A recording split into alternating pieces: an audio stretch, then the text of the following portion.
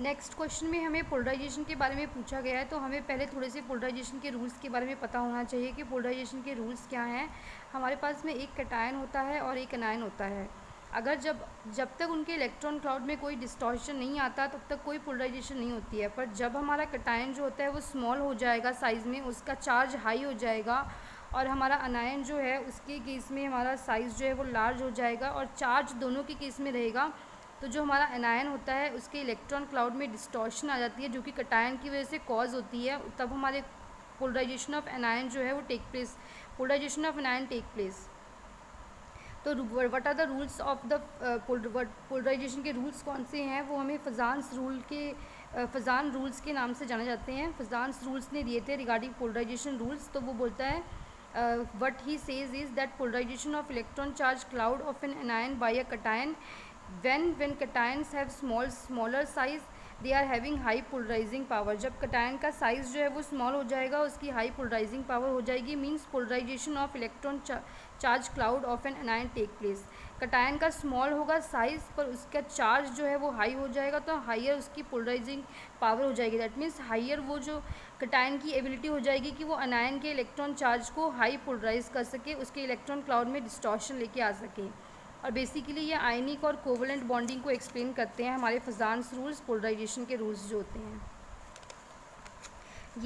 ये आयनिक और covalent bonding को एक्सप्लेन करते हैं। नेक्स्ट इसने बोला है कि अनायंस के बारे में। अनायंस के बारे में ये बोल रहा है कि अनायंस जो है उनका जो अनायंस जो होते हैं उनका चार्ज जो होता है, उनका साइज़ जो होता है वो लार्ज होना चाहिए। दैट मीन्स उनकी हाई जो होनी चाहिए पोलराइजिबिलिटी होनी चाहिए। हाई पोलराइजिबिलिटी मीन्स उनके इलेक्ट्रॉन क्लाउड चार्ज में मैक्सिमम डिफॉर्मेशन आ जाएगी when they are large in size. मतलब कि anions should be large in size, then only their electron cloud will be polarized by the cation to the maximum extent। उसके बाद में बोल रहा है कि इफेक्टिव पोलराइजेशन होनी चाहिए, that depends upon the charge. की इफेक्टिव पोलराइजेशन जो होगी वो चार्ज पे डिपेंड करेगी कि हाई चार्ज होना चाहिए ऑन द कैटायन और द एनायन और बोथ, दोनों के ऊपर में ही चार्ज जो है वो हाई होना चाहिए, हाई चार्ज होना चाहिए दोनों के ऊपर में। And the third point is regarding the electrostatic forces. Regarding the electrostatic forces ये बोल रहा है कि increase with increase in the charge. Electrostatic forces जो होती हैं अट्रैक्शन की between the positive and negative, वो इंक्रीज़ हो जाती हैं with increase in the charge of the ions. यानी कि चार्ज जो होता है आयंस के ऊपर में वो इफेक्टिव पोलराइजेशन के लिए हाई होना चाहिए दोनों ही आयंस के केस में।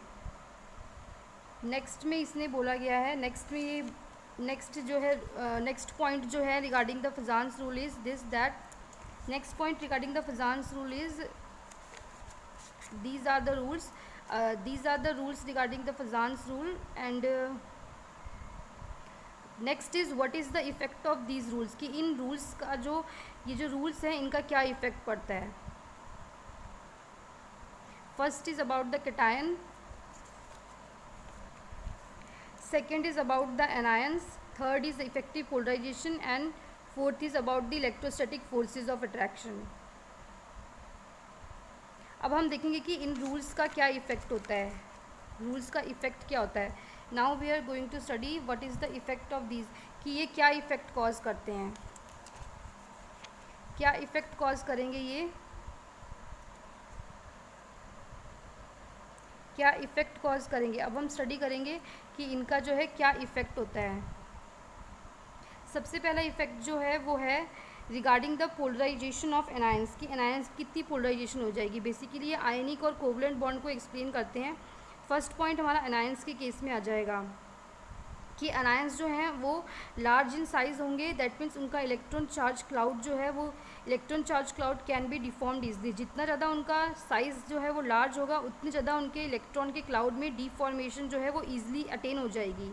यानी कि कैसे अटेन हो जाएगी, जो ग्रिप होगी न्यूक्लियस की ऑर्बिटल के इलेक्ट्रॉन्स के ऊपर लार्ज अनायंस के केस में वीक हो जाएगी। जब हमारे अनायंस वीक हैं उस केस में न्यूक्लियस जो है वो ऑर्बिटल के इलेक्ट्रॉन्स को अट्रैक्ट करके नहीं रख पाएगा और उनकी जो इलेक्ट्रोस्टैटिक फोर्स ऑफ अट्रैक्शन हो जाएगी वो वीक हो जाएगी, जिससे कि हमारा एनायन जो है वो ईजिली डिफॉर्म्ड हो जाएगा बाय दी कैटायन। बेसिकली ये कोवलेंट और आयनिक बॉन्डिंग को एक्सप्लेन करते हैं फजान्स रूल। तो ये हमारा फर्स्ट पॉइंट हो जाएगा इफेक्ट्स में अबाउट दी एनायंस, की एनायंस का चार्ज लार्ज होना चाहिए, साइज़ जो है उनका लार्ज होना चाहिए। उसके बाद में नेक्स्ट पॉइंट जो डिस्कस कर रहा है वो बोल रहा है कि नेक्स्ट पॉइंट के अंदर में बोला गया है कि अनायंस जो होते हैं, anions will get polarised by a cation relatively easily when they are large in size. For example अगर हम एग्जांपल लेके चलते हैं हैलाइड्स का, तो ब्रोमाइड और आयोडाइड्स जो हैं वो लार्ज हैं साइज़ में। अगर वो साइज़ में लार्ज हैं तो ईजिली जो है रिलेटिवली ईजिली वो पोलराइज्ड हो जाएंगे बाय अ कटायन। यानी कि आयनिक और कोवलेंट बॉन्डिंग के बीच में जो एक बॉन्ड एग्जिस्ट करेगा, ये उसको एक्सप्लेन करते हैं। प्योर आयनिक बॉन्ड होते हैं, प्योर कोवलेंट बॉन्ड होते हैं, और पोलर कोवलेंट बॉन्ड भी एग्जिस्ट करते हैं। तो हमारी लैटिस एनर्जी जो होती है वो भी कहीं ना कहीं अफेक्ट होती है पोलराइजेशन पे। जितनी ज़्यादा हमारी लैटिस एनर्जी होगी उतनी ज़्यादा हमारी हायर स्टेबिलिटी होगी, और जो कि चार्ज वगैरह पे डिपेंड करेगी कि वैलेंसी कितनी है, चार्ज कितना है हमारे आयन्स के ऊपर, both cation as well as anion के ऊपर। उसके बाद में नेक्स्ट पॉइंट जो ये डिस्कस कर रहा है, नेक्स्ट पॉइंट में जो बोल रहा है कि इफ़ेक्ट्स क्या हो जाएंगे पोलराइजेशन के। इफ़ेक्ट्स ऑफ पोलराइजेशन में डिपेंड कर किस पे डिपेंड करेगा। सबसे पहला पॉइंट हो जाएगा polarising power of the cation. Cation की कितनी पोलराइजिंग पावर है, and polarisability of the anion, कितनी कटायन की पोलराइजिंग पावर है कि वो अनायन के इलेक्ट्रॉन क्लाउड की पोलराइजिबिलिटी कॉज कर सकता है। सेकंड पॉइंट होगा एक्सटेंट ऑफ पोलराइजेशन, किस पे डिपेंड करेगा, कटायन जो है उसकी कितनी पोलराइजिंग पावर है और अनायन की कितनी पोलराइजिबिलिटी है, कितनी एबिलिटी है अनायन की कि वो पोलराइज हो जाएगा by the cation that is having a polarising power. ये दोनों बहुत इंपॉर्टेंट पॉइंट हैं। उसके बाद में नेक्स्ट जो चीज़ वो डिस्कस कर रहा है फजान्स ने जो बताए थे उसके इफ़ेक्ट्स हैं ये कि पोलराइजेशन में किस तरीके से। अब ये 2 पॉइंट और इम्पॉर्टेंट हैं regarding the ionic and covalent bonding. इसके केस में ये क्या बोल रहा है, इसमें बोल रहा है कि सॉल्युबिलिटी जो है आयनिक कंपाउंड्स की और हार्डनेस जो है आयनिक कंपाउंड्स की वो किस तरीके से अफेक्ट होती है हमारे पोलराइजेशन की वजह से। जितना ज़्यादा हमारा पोलराइजेशन होगा उतनी ज़्यादा हमारी कोवलेंट बॉन्डिंग होगी, और जितनी ज़्यादा हमारी कोवलेंट बॉन्डिंग होगी आयनिक कंपाउंड्स की सॉल्युबिलिटी जो है वो उतनी डिक्रीज़ हो जाएगी। यानी कि सॉल्युबिलिटी, हार्डनेस और degree of polarisation, that means degree of covalent bonding के अंदर में इनवर्स रिलेशनशिप एग्जिस्ट करता है। जितनी ज़्यादा हमारी पोलराइजेशन हो जाएगी उतनी ज़्यादा हमारा कोवलेंट नेचर और कोवलेंट कैरेक्टर हो जाएगा। जितना हमारा कोवलेंट नेचर और कोवलेंट कैरेक्टर हो जाएगा उतनी सॉल्युबिलिटी जो होती है आयनिक कंपाउंड्स की वो कम हो जाएगी। और हार्डनेस के केस में ये बोल रहा है कि जितनी ज़्यादा हमारी पोलराइजेशन होगी उतना ज़्यादा कोवलेंट कैरेक्टर हो जाएगा। कोवलेंट कैरेक्टर इंक्रीज हो जाएगा तो हार्डनेस जो होती है जो कि आयनिक कंपाउंड्स में एग्जिस्ट करती है वो कम हो जाएगी। इनवर्स रिलेशनशिप एग्जिस्ट करता है।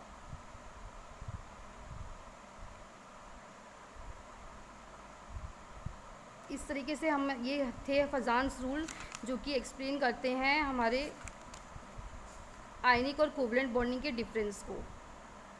अब हम इसके ऊपर बेस एक क्वेश्चन करते हैं। क्वेश्चन जो है वो ये है हमारा कि according to Fajans rule covalent bond is favoured by. Basically Fajans rule जो है वो कोवलेंट बॉन्डिंग को ही फेवर करते हैं कि कोवलेंट बॉन्ड जो है वो फेवर होना चाहिए। 4 ऑप्शंस दे रखे हैं, तो हम एग्जाम्पल लेके थ्रू इसे एक्सप्लेन करेंगे। हम एग्जाम्पल लेके चलते हैं लिथियम आयोडाइड का। लिथियम जो है वो स्मॉल होता है साइज़ में, और आयोडाइड जो होता है वो लार्ज होता है साइज़ में। लिथियम स्मॉल होता है साइज़ में और आयोडाइड जो है वो लार्ज होता है साइज़ में। तो जो लिथियम जो होता है वो ईजिली जो है आयोडाइड के इलेक्ट्रॉन क्लाउड में डिस्टॉर्शन लेके आ जाएगा, और उसके इलेक्ट्रॉन क्लाउड को वो जो है क्या कर देगा, उसके इलेक्ट्रॉन क्लाउड को वो पोलराइज्ड कर देगा by the cation. Electron cloud of the anion gets polarised by the cation. Small size हो जाएगा, इसका लार्ज साइज हो जाएगा। According to Fajans rule covalent bond is favoured by. Covalent bond कब फेवर होगा, साइज़ पे डिपेंड करेगा। किसके साइज़ पे डिपेंड करेगा, कटायन के और अनायन के साइज़ के ऊपर में डिपेंड करेगा। तो कैसा होना चाहिए कटायन का साइज़ और कैसा होना चाहिए अनायन का साइज़, ये हम देखते हैं कि किस कटायन के केस में हम पोलराइजिंग पावर की बात करते हैं और अनायन के केस में हम पोलराइजिबिलिटी की बात करते हैं। कटायन का स्मॉल साइज़ होना चाहिए और हाई उसका होना चाहिए चार्ज, और अनायन के केस में लार्ज साइज़ होना चाहिए। जितना ज़्यादा अनायन का साइज़ जो है वो लार्ज हो जाएगा और जितना ज़्यादा कटायन का साइज़ स्मॉल हो जाएगा उतनी ज़्यादा पोलराइजेशन हो जाएगी। तो हमारा ऑप्शन डी जो है वो राइट हो जाएगा कि स्मॉल होना चाहिए कटायन और लार्ज होना चाहिए हमारा अनायन। और हमारा एग्जाम्पल इसके केस में हम लोग जो डिस्कस करने वाले हैं वो एग्जाम्पल हो जाएगा हमारा लिथियम आयोडाइड।